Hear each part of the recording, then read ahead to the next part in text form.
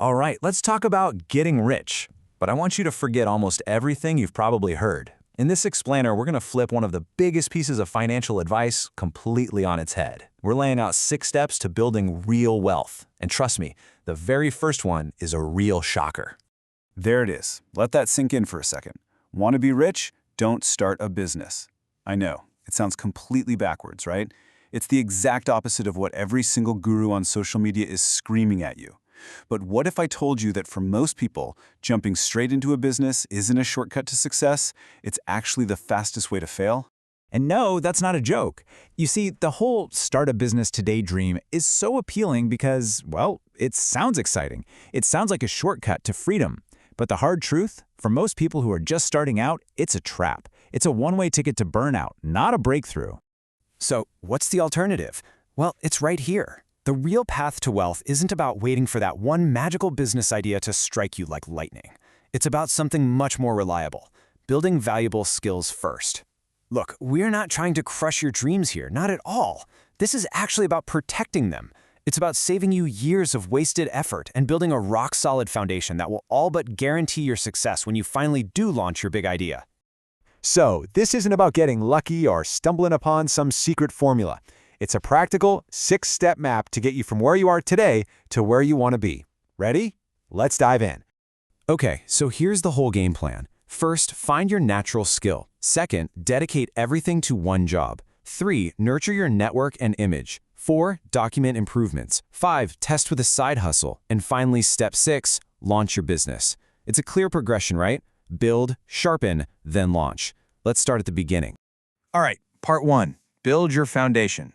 Everything, and I mean everything, starts right here. Before you can even dream about building a business, you've got to build the most important asset you'll ever have, and that's you. Okay, this one might sting a little. I hate the saying, follow your passion. What if your passion can't make money? Wow, this really pushes back against that popular advice, doesn't it? The author, for example, his passion was to be a fighter pilot. The problem, he needed glasses. So instead of chasing a dream that was impossible for him, he made a smart move. He decided to solve his money problem first so he could afford to fly just for fun later on. So he had to get real with himself. He needed to figure out what he was actually, naturally good at. So he tried a bunch of things: fish delivery, being a shop assistant, car repair, even becoming a helicopter flight instructor. And through all that trial and error, he found his superpower. He was incredible with people, face to face. That single realization was worth more than any paycheck. And that's the core of step 1. Stop fighting an uphill battle. Focus on what you're already naturally good at. Why? Because it is so much easier to get from good to world class at something you have a talent for than it is to build a skill completely from scratch. That's where your real earning potential is hiding. This quote perfectly captures step 2, work to learn, not to earn. This is a huge mindset shift. When you have a job, and it doesn't matter if it's your dream job or not, you have to see it for what it really is. It's not just a paycheck. It's your personal, paid-for training ground. Think about it. When he was a carpenter, he wasn't just cutting wood, right? He was learning carpentry, graphic design for plans, how to quote prices, and customer service. As a shop assistant, he was getting a masterclass in sales, communication, and organization. The point is, your current job is literally paying you to learn the exact skills you're going to need to run your own show later on. Okay, let's move on. Part 2, sharpen your strategy. So you've figured out your natural skills, and you're soaking up knowledge at your job like a sponge. Now it's time to get a little more strategic. Which brings us to a huge question. How do you stand out in such a noisy world? This is step 3, and it's all about building your personal brand. It's about crafting an image so powerful that the right people don't just notice you, they actively want to be in your network. And let me tell you, there's an amazing story that shows exactly how to do this. The author failed to qualify for a big helicopter championship back in '93. But instead of going home, he found a loophole. He could still attend if he was a coach. So he went, and he had a secret plan up his sleeve, involving a little something extra hidden in his model helicopter. So after the official competition was over, he put his plan into motion. His model helicopter flew up into the sky, and suddenly it erupted in a spectacular fireworks display. The crowd went absolutely wild. And the result? He was on TV and all the papers everywhere. And here's the kicker. 2 years later, when he did qualify for the World Championship, Everyone already knew who he was. That one single stunt did more for his reputation than winning a dozen competitions ever could have. He built his entire brand in one night, because he didn't just tell people he was good, he showed them something unforgettable. So, let's bring this back to you. Did you ever stop to think that your current job, yeah, the one you might be complaining about, could actually be the best business school you could ever attend? It's not just a training ground anymore. It's a real-world MBA, and you're about to become the top student. And that leads us perfectly into our final section. Part 3, Test, then Launch.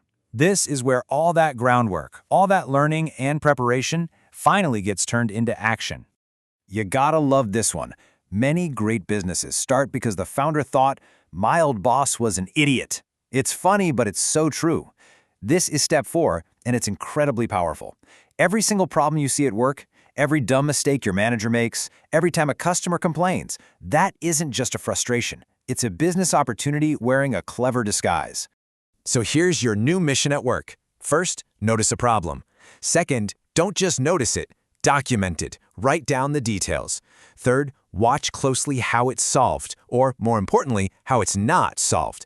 And that list you're making? Congratulations, that's your future business plan. You're getting paid to do priceless market research on how not to run a company. Which leads us to step 5. Test your ideas with a side hustle. I mean, just look at the difference here. Jumping straight into a business is a huge financial risk with a massive time commitment and zero guarantee it'll work. But a side hustle, it's low risk, it's flexible, and it lets you test your ideas in the real world before you go all in. And this is where a brilliant little concept called the MVP, or minimum viable product, comes in. It's the absolute simplest version of your idea you can test. For example, a friend of the author wanted to sell resistance bands online but had no money to buy inventory. So what did he do? He created an online listing for bands he didn't even own yet. The moment orders started flooding in, bam, he had his proof. He refunded the money, then went and bought the inventory, because he now knew for a fact that people would buy it. And as you're testing things out with your side hustle, you are going to see the famous 80-20 rule in action. I guarantee it. You'll find that a tiny fraction of what you do, that 20% of your effort, is actually generating 80% of your results. Your entire job is to figure out what that powerful 20% is. And that brings us to the grand finale, step 6, and it's actually the simplest part. You take that 20% that you know works, and you figure out how to do more of it on a much bigger scale. See? At this point, launching your business isn't a terrifying leap of faith anymore. It's not a guess. You've found your skill, you've learned from your job, you've built your image, you've found a problem, and you've tested the solution. Launching is just the logical, obvious next step. And this quote really brings the whole thing home. A side hustle is a fantastic tool, but it's not the end goal. The real wealth is built by providing massive value to a lot of people through a real business. But the key is you don't start there. You earn your way to that point by following these steps, turning what would have been a massive gamble into a smart, calculated, and strategic move. So I want to leave you with this final thought. Forget about trying to invent the next big thing or coming up with some grand, world-changing idea. Just for a minute, look at the skills you already have. Think about the problems you see every single day at your job.